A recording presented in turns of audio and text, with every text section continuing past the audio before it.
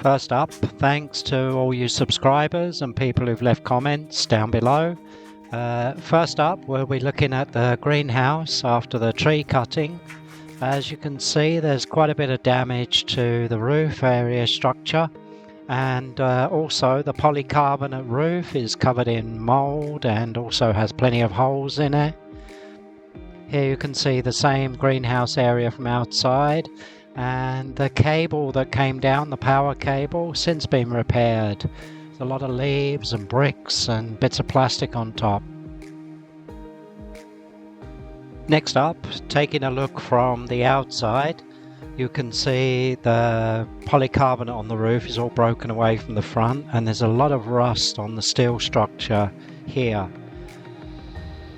So I got some replacement polycarbonate, and many people were saying to use this kind of saw blade to cut it, but it was useless. So I actually reverted to using a pair of tin snips and doing it by hand. Just a quick word that not all of the filming was done chronologically, so if you see things in the background they may look a bit different. Next up, I needed to remove all of the old polycarbonate on the roof. It's quite brittle, and although it doesn't take very long, some of the attachment clips, bolts, had actually rusted through, so we needed to cut those off.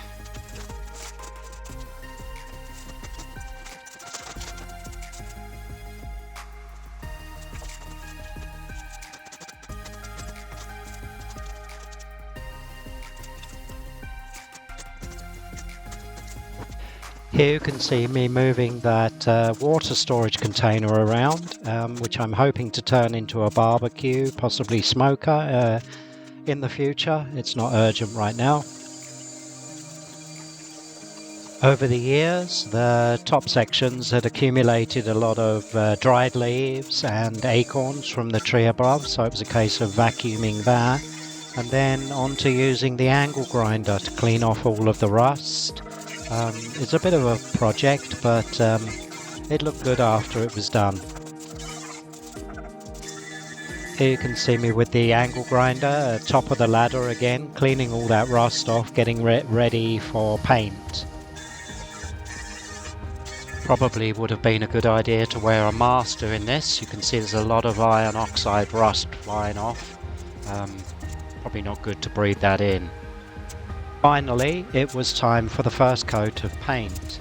This is a rust conversion paint. It goes on easily, is water-based and easy to clean up brushes and rollers afterwards. I was working on my own this weekend, so you may have noticed I was only doing a small section at a time, about a third or so. But the following weekend it was time to clear out the rest of the greenhouse so that we could complete the roof.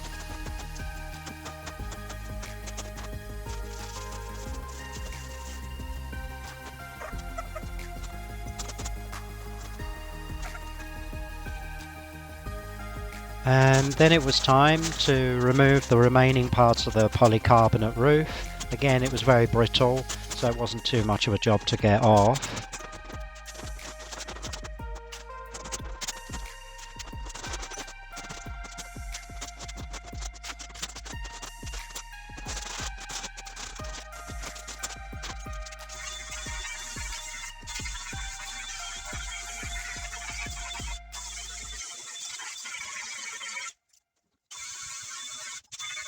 Here you can see us taking off the remaining rust.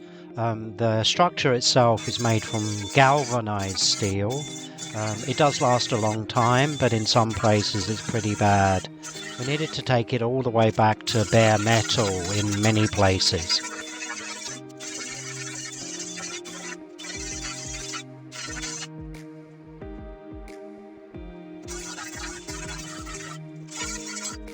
And then it was time for the final coat of paint.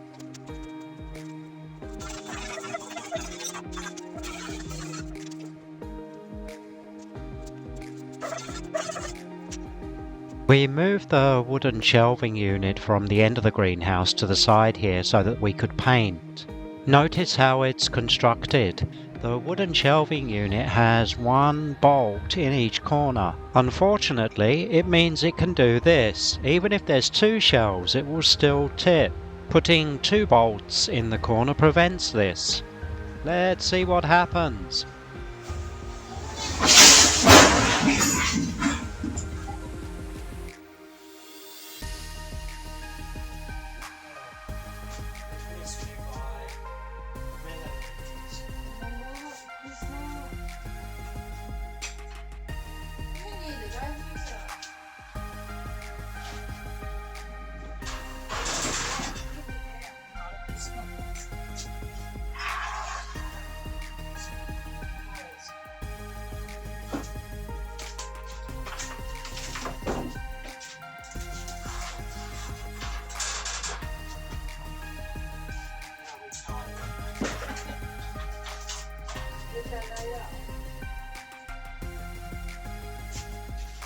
For the moment, we just tied it to the steel structure and got back to painting.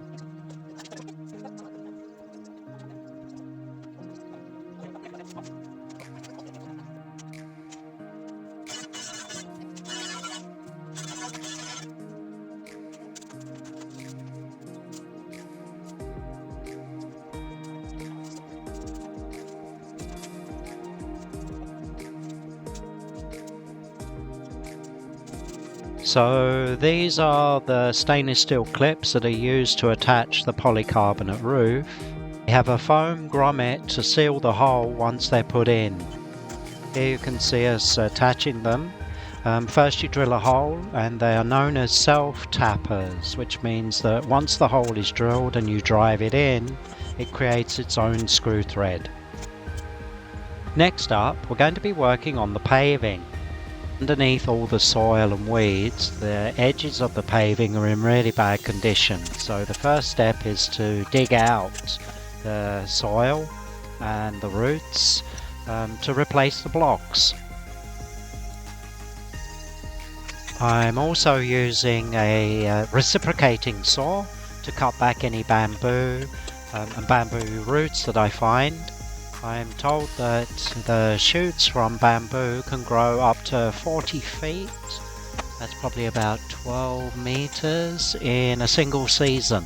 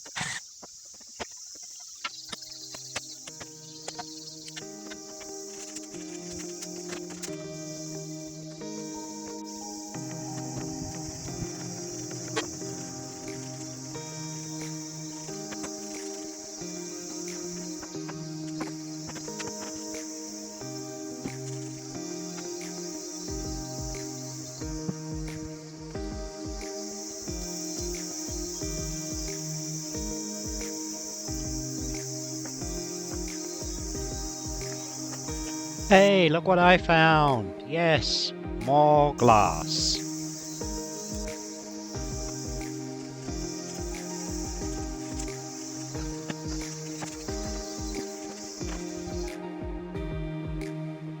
Taking a break from the paving, I needed to take out this tree stump.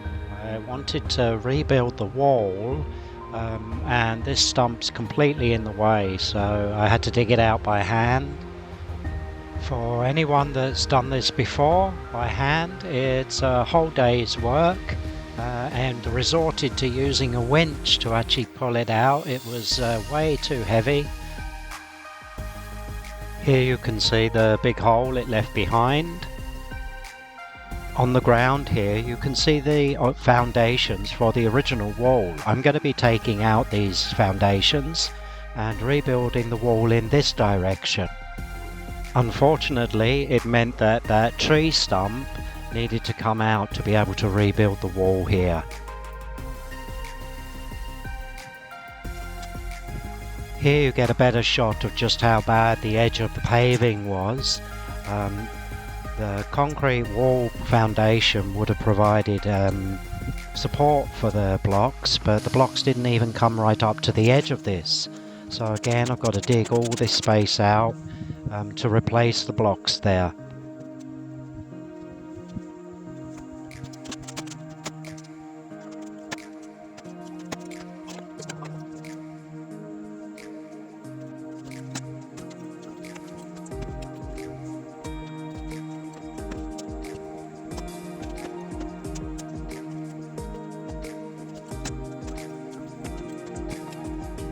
Getting dark now, so continue in the morning. This area was a bit easier than the earlier stuff. There's no real major roots to dig out, not so many pieces of glass or concrete lying under here.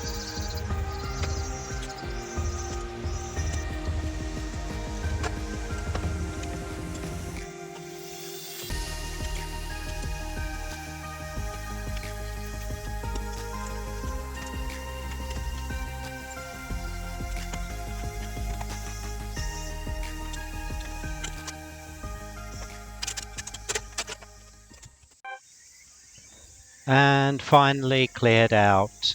You can see this was quite a dry and sunny day, luckily. We've gone down about 5 or 6 inches, and here comes Dash to check out the work. Okay. And here's a shot of the second side. Again, it's taken out 5 or 6 inches. I've not gone all the way around because we're actually going to be taking away quite a few paving blocks later on. I thought I'd give you a rundown of the process for laying the blocks. First, of course, you have the layer of soil, and then a layer of crushed stone is placed on top of that, which is then compacted. Next, in go the soldiers, which are the blocks or the barrier at the edge that holds all of the blocks in place. This is then concreted in, and then a layer of sand is placed on top of the crushed stone. Sand, of course, is compacted as well and leveled, and then, of course, the paving blocks themselves can be put in. Finally, a layer of sand is brushed between the blocks. A quick shot of the end of the greenhouse here with the bricks that I need to replace. And finally, we discovered a bush with fruit growing on it. They look like limes, but they're turning orange, so they're possibly tangerines. If you know, please let us know. Thanks for watching. Please feel free to subscribe, like, and comment below, and we'll see you again next time.